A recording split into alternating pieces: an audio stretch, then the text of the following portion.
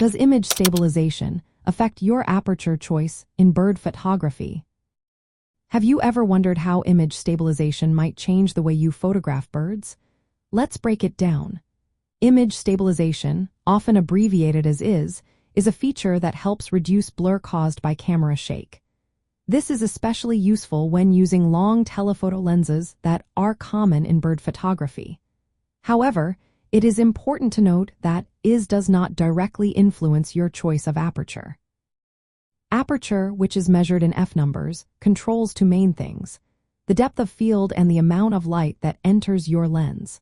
The depth of field determines how much of the scene is in focus, while the light entering the lens affects exposure and shutter speed.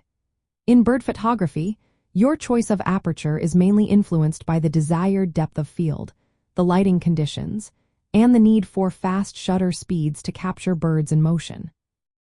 Typically, photographers might choose apertures ranging from f5.6 to f10. This range helps balance sharpness and depth of field.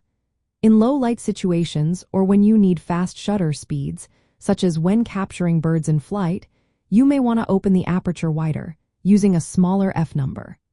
This allows more light to hit the sensor, which is essential for getting that perfect shot. Now, how does image stabilization fit into this picture? IS allows you to use slower shutter speeds without introducing camera shake blur. This is particularly helpful when photographing stationary or slow-moving birds. With IS, you might be able to use a smaller aperture, which means a higher f number, for greater depth of field without worrying too much about camera shake. However, when it comes to fast-moving birds, the need for high shutter speeds takes precedence.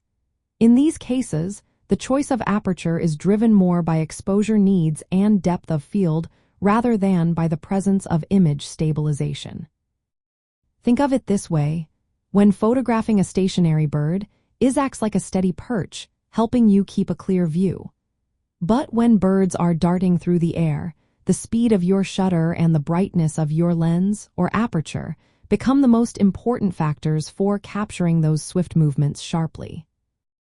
In practical terms, use image stabilization for static birds to stabilize your image. Then, choose your aperture based on how much of the bird and background you want in focus and the available light. This approach will help you get the best results in your bird photography.